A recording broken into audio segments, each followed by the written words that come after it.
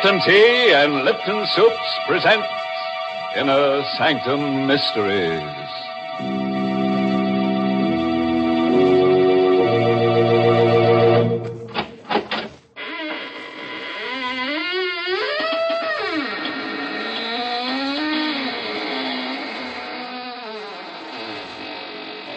Good evening, friends of the Inner Sanctum. When you heard the sound of the squeaking door, it was exactly 30 seconds past the hour for murder. But don't worry. We won't keep you waiting much longer. Even as I talk to you now, our hero and his victim are standing beside me, wishing I'd dispense with formalities so they can get to more enjoyable pursuits, like murder. Now, isn't it funny, Mr. Host?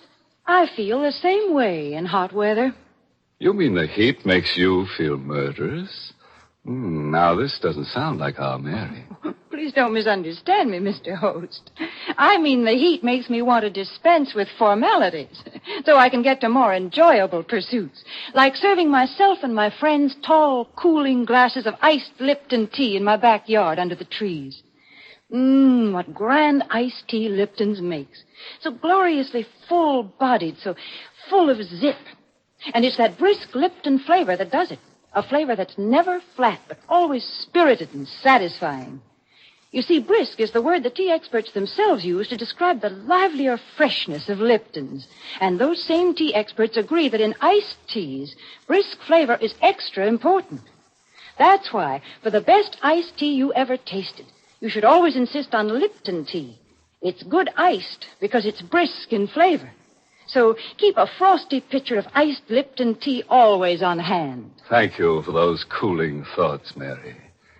Now into our sizzling thriller, 8 Steps to Murder, written especially for Inner Sanctum by Emil Teppelman. This is the chronicle of a carefully calculated crime. A crime so twisted and subtle that it had to be blueprinted in advance. As Barry Kroger, in the role of Mark Durfee, the newspaper columnist, tells his story, we shall watch this crime develop, step by step. 8 Steps to Murder. When I decided to kill Basil Archer, I went about it like an architect, laying out the plans for a complicated building project. Only a fool leaves the details of such an undertaking to chance. I calculated every risk. I weighed every possibility of failure. I blueprinted each of the 8 necessary steps I had to take. My first step was to get a suitable weapon. I went on Monday morning to the office of a pawnbroker I knew on 48th Street. Good morning, my friend. How are you, Mr. Krug? Come in, Mr. Duffy. Thank you. You know what I want? Indeed, yes. I have it here, exactly what you need. It's fully loaded. You can spin the barrel and see for yourself. Mm-hmm. Nice revolver. Looks a little awkward. Well, you said you wanted it with the silencer attached. Yes. How much for this, Mr. Krug? $250. What? That is the price, Mr. Duffy. You know, it's against the law to sell these. Well, yes, but $250. You will pay it, Mr. Duffy. Well, all right. You know what I want this gun for.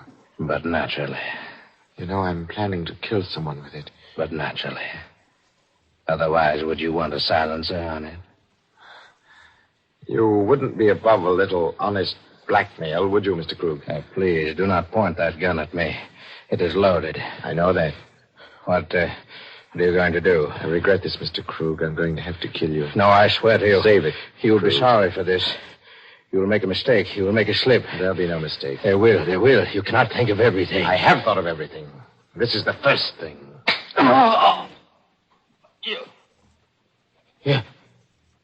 You cannot think of everything. I left Krug's body where it lay and put the silenced revolver in my inside pocket and stepped out into the air. I stopped, stock still. The Rain. Suddenly coming down in buckets. I hadn't counted on it starting to rain. My alibi for Krug's killing was carefully planned. Everybody at my hotel thought I was still in my room, sleeping off a binge. But carefully staged a drinking spree last night.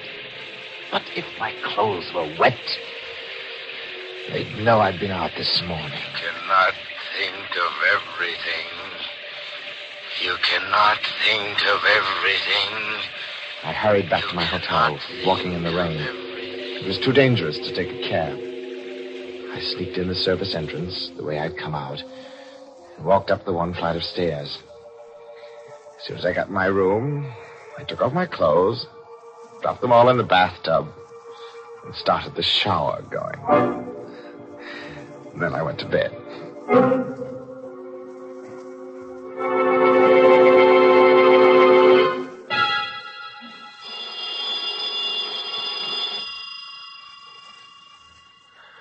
About noontime, when the phone rang, I knew it was the clerk downstairs calling, because I'd left a call for 12.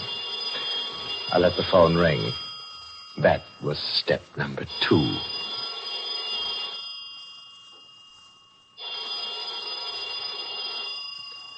A few minutes later, just as I expected, Ryan, the house detective, let himself into the room with his pass key. I pretended to be asleep, dead to the world. All the cockeyed shenanigans. Oh, what a load he must have taken on last night. I heard Ryan go into the bathroom where the shower was still running, and then come out, muttering, and approach the bed. Wake up, Mr. Duffy. What? Oh, my head. Oh, you must have been as high as a kite last night. Oh. You undressed in the shower. Left all your clothes in the bathtub. They're soaking wet. I was safe. My tracks were completely covered. This was Monday afternoon. According to my schedule, Basil Archer was to die on Friday evening at 10 o'clock sharp. I was now free to take step 3 in my blueprint for murder. For this purpose, I went to Basil Archer's office. He was a theatrical producer, you see. His office was upstairs over the famous old Fantasy Theater, where Archer's new play was to open on Friday evening. As I opened the door of Basil Archer's office, I was quite cool. I'd rehearsed myself well.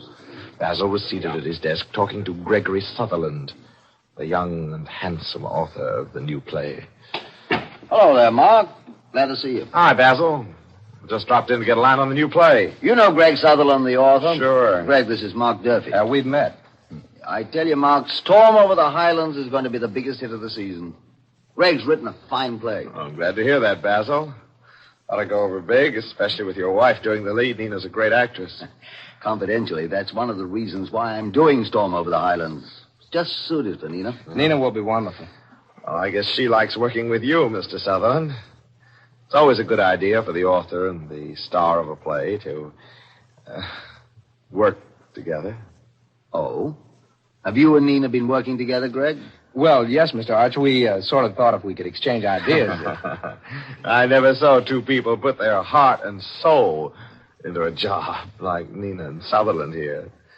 They spend every minute they can together. Now, look here, Durfee, I don't like the way you said that. Oh, I'm sorry, Sutherland.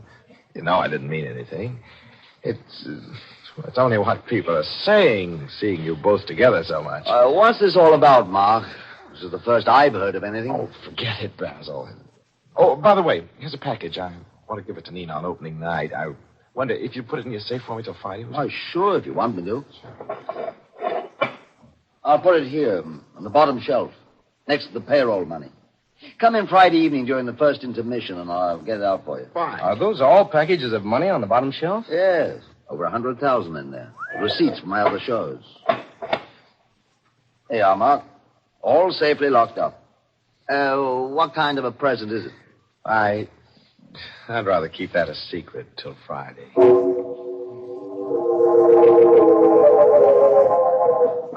From Archer's office, I went straight to his apartment. I knew Nina would be home, and it was important that I talk to her now. Hello, Mark. I've been wondering if you'd come today. Well, I told you I would, Nina. I've waited so long. darling. Oh, Mark, how long will it be now? How much longer? Only till Friday, darling. After Friday, you'll be free of him forever. And then you and I... There's work to do first. This is only the 4th step. There are 4 more to go. Everything's working according to schedule. The next step is up to you. What must I do, Mark? Oh, I've started the ball rolling. Basil's beginning to worry about you and Sutherland. He's got to be encouraged to suspect as much as possible. You've got to be seen around with Sutherland as frequently as you can. Oh, that'll be easy. Sutherland's hardly more than a kid. He worships the ground I walk on. But I'd rather be with you, darling. There's 5 days more, Nina. And then we can be together. Always.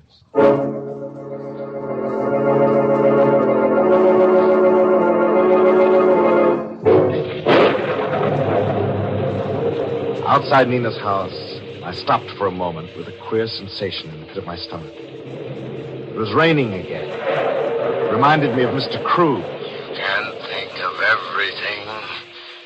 You can't think of everything. I seemed to hear Krug's voice drumming in my ears. Drumming. You'll make a mistake, Mark Durfee. You'll make a mistake. I won't, you old fool. I won't. You'll make a mistake.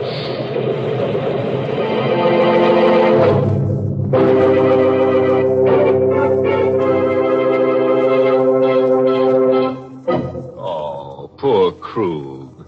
You know, a pawnbroker's life is not an easy one, and Krug took such an interest in his business. And he never suspected Mark Durfee. In fact, he probably liked him for his redeeming qualities. Though, come to think of it, Krug was pretty lucky at that.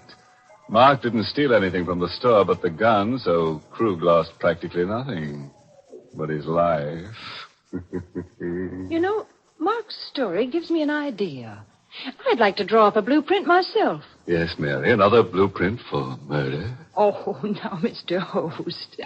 I'd call mine a blueprint for summer refreshment. And I'd like to do it in sound. First, I'd start with the creak of porch rockers on shaded summer streets, and the murmur of backyard gardeners in the lilac dust. And with the teensters home from school, there'd have to be some sweet swing music, of course. And just to make my blueprint of summer sounds complete, you'd hear the tinkle of ice in tall, cool glasses. Glasses of refreshing iced Lipton tea. Yes, iced Lipton tea just goes with summertime fun and enjoyment. Lipton's has such a wide-awake flavor. The whole family will love it. And that flavor, folks, is brisk. Yes, that's the secret. Lipton's brisk flavor is what makes iced Lipton tea taste extra good. So for a delightful treat to beat the heat, serve iced tea. And for the best iced tea ever, insist on Lipton tea. Brisk flavor, never flat. Couldn't have done better myself, Mary. But now, let's catch up with our architect of murder. If Mark Durfee's blueprint works out according to schedule, our death rate should go up sharply to about 1 per person. Let's see. He should be up to his 5th step by now, shouldn't he? Tuesday was a clear day without rain, and I felt better. I knew now that I couldn't make a mistake. In 4 days, Basil Archer would die as planned. And now for the 5th step.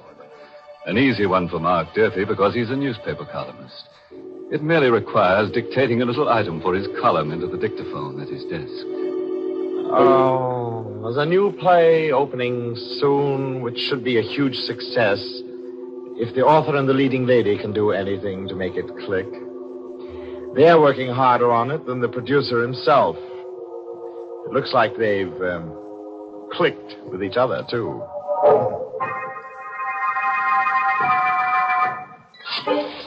And now, the 6th step.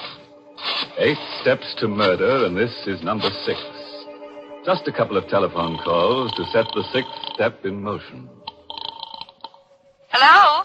Hello, Nina. Did you see the paper this morning? Mark, darling, it was perfect. I've had a half-dozen phone calls. Everybody knows you met Sutherland and me. Oh, good. Basil saw it, too, at breakfast this morning. You did? How did he like it? Oh, he just looked glum. I don't think he believes it. Well, all right. Now, here's what I want you to do. Get hold of Sutherland and make him take you out tonight. Uh-huh. There's a fast little nightclub out on the island, the Pirate's Hold. I know the place.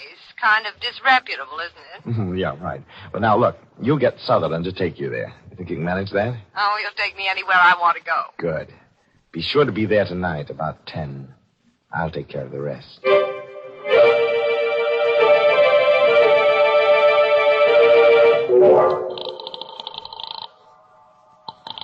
Basil Archer speaking. Oh, hello, Basil. How are you? Mark Durfee. Now, look here, Now, Mark. look, wait. Take it easy, Basil. I know you want to bore me out about that piece in the column. I thought you were a friend of mine. Oh, look, Basil, that's why I printed that piece. I don't like what's going on. Just what do you mean?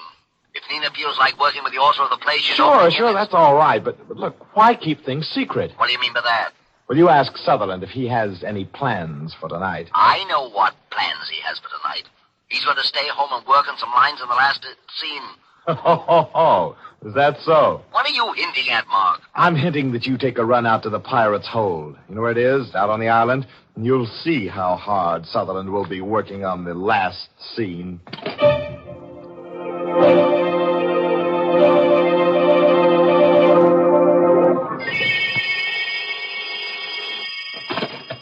Hello? Mark, this is Nina. Oh, where are you? I'm calling from the Pirate's Hold. Basil was just here. Oh, good. Did he find you with Sutherland? Well, naturally, I did just what you told me to. Fine. Everything is set for tomorrow. You're sure everything will be all right? Oh, yes, quite sure. Now, this is what I want you to do tomorrow. Just before the show opens, you'll take sick. Oh. Basil will have to put in an understudy for you. Yes, I can do that all right. Then you'll dismiss the servant. Yes. Now, remember this clearly, Nina. You're going to be my alibi for the hour between 9 and 10. Understand? I understand, Mark.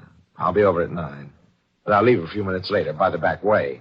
Only you'll swear that I stayed till a few minutes after 10. Is that clear? Yes, Mark. And good luck.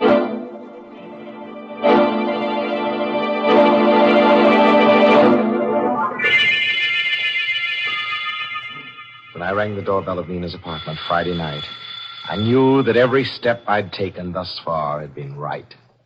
I couldn't fail. Mark, I was afraid you weren't coming. I was afraid something had gone wrong. No, nothing's gone wrong. You sent the servants away? Yes, they're all gone. I'm alone. I can swear you were here till after 10. Good. How are you going to kill him? With this. A gun.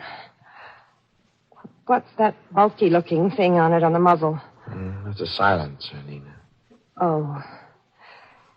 Well, you better hurry, darling. You haven't much time. There's one thing more that I've got to do here before I go. Why are you pointing the gun at me? Because I'm going to kill you, Nina, dear. Oh, now, Mark, I don't like that kind of joke. It isn't a joke, my darling. Mark, are you crazy? You little fool. Did you think I'd go to all this trouble, planning this thing step by step? Did you think I was doing all of this for you? But I thought you loved me. You thought I was committing murder because I loved you? Oh, Nina, you're just another step in my blueprint. Now you've served your purpose, just like Krug. Krug was step 1, you're step 7. Mark!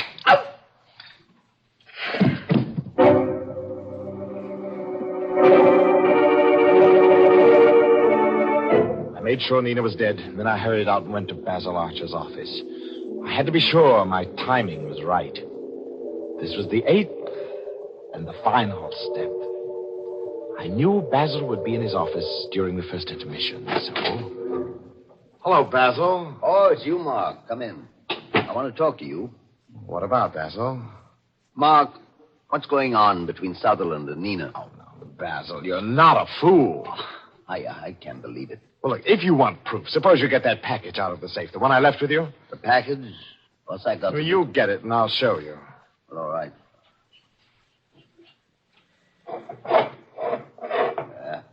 Well, here's your package. Now, what do you want to show me? Still got all that cash in the safe, huh? You know, I always have it here. Yes, I know. Say, what are you doing with that revolver? Look, Basil. Look into the muzzle. What the devil? That's just right. Oh! I opened the package Basil had given me. It was only an empty box, nothing in it, but there was something here I could put into it now. I stepped across Basil's body, knelt before the open safe, and took out the neatly tied bundles of money and put them into the empty box. $100,000. It was well worth the months of planning and the careful blueprinting. I was a rich man. Now I was ready for the finale. The last bit of routine business, which would finish the whole thing off properly. Picked up the phone and dialed police headquarters. It wouldn't be too difficult to imitate Basil Archer's voice over the telephone. I'd rehearsed that, too. Yes, headquarters. Hello. This is Basil Archer speaking.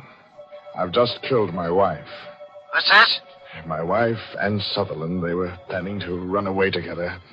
They stole all the money from my safe and were going away. So I killed her. And now I'm going to kill myself, too. Now, wait, Mr. Archer. Now, wait a minute. Don't do anything rash. I thought every place. Just stay there till we send a radio. Now, everything was set. Carefully, I placed the revolver in Basil's cold hand. I'd left no prints on it because I was wearing gloves. I picked up the package and walked out into the hall. But in the hall, I stopped short. Someone had just come into the building downstairs. I peered down and I saw Gregory Sutherland coming up. Mr. Archer, are you up there? You better hurry. The second act is started. Sutherland was coming up the stairs. I couldn't get out.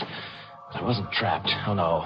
There was a porter's closet down the hall. I tiptoed over to it and slipped inside just as Sutherland got to the landing. Mr. Archer, are you in there? Sutherland was in Basil's office now. He'd be finding the body.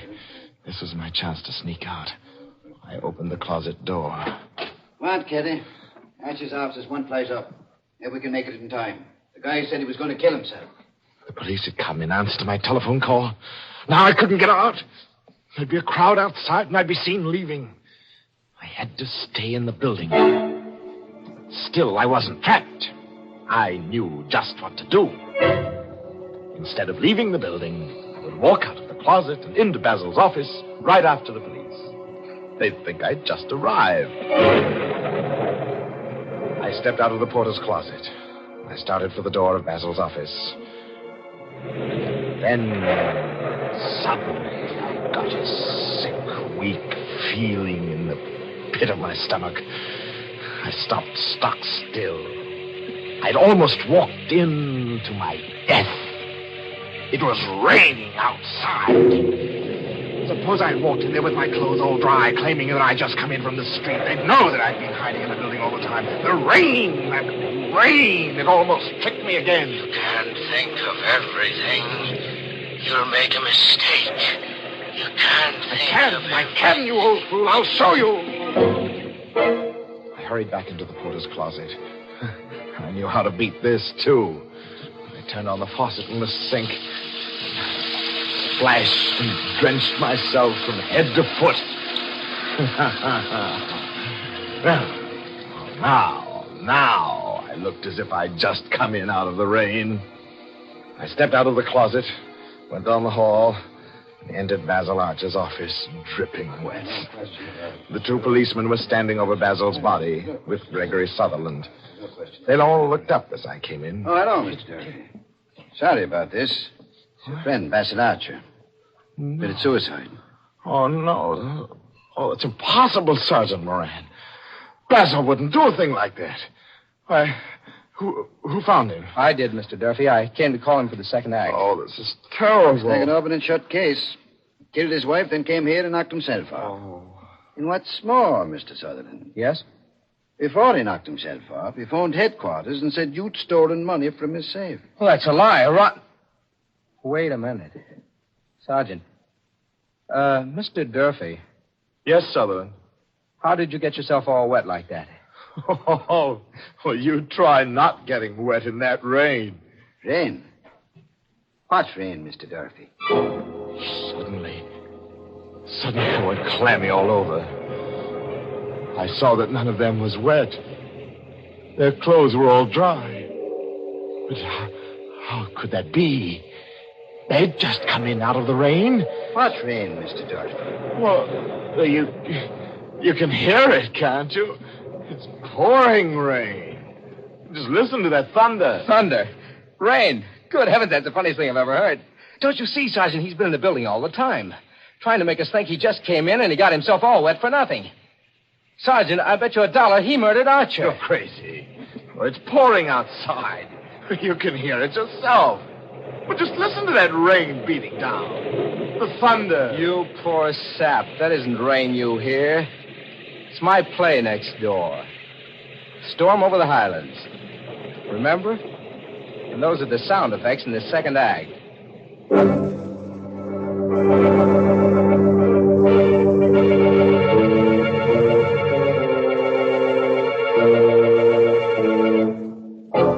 So, it looks like Mark Durfee was all wet.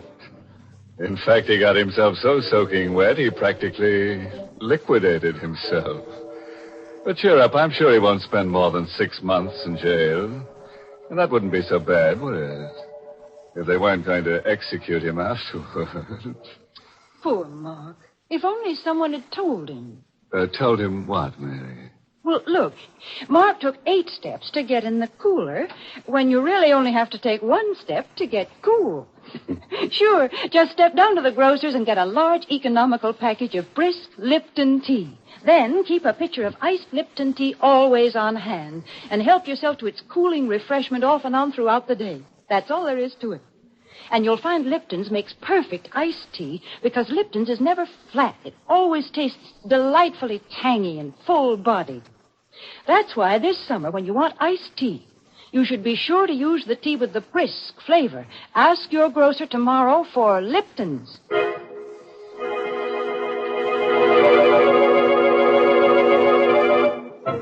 And so ends our little essay on the modern methods of murder.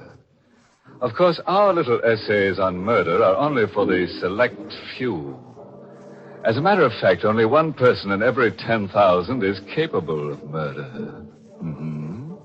And speaking of statistics, due to our high birth rate, the population of this country is increasing faster than Inner Sanctum can kill 'em.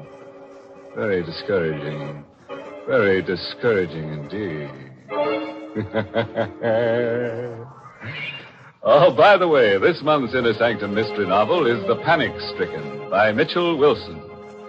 And next week, the makers of Lipton Tea and Lipton Soups will bring you another Inner Sanctum story directed by Himan Brown and called Bury Me Not. Now, there's a plot for you. A plot right in the graveyard. Trouble is, the rains come and uncover it. What becomes of the body? Well, now, that's anybody's guess. But come around next week. We'll be right at the graveside, and we'd like to have you drop in. Until then, good night. Pleasant dreams.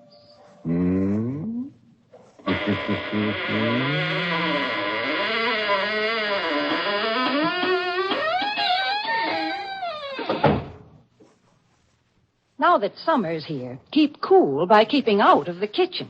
Serve Lipton's noodle soup. It's quick and easy to prepare and gives you a delicious soup in a jiffy with so much less work and trouble.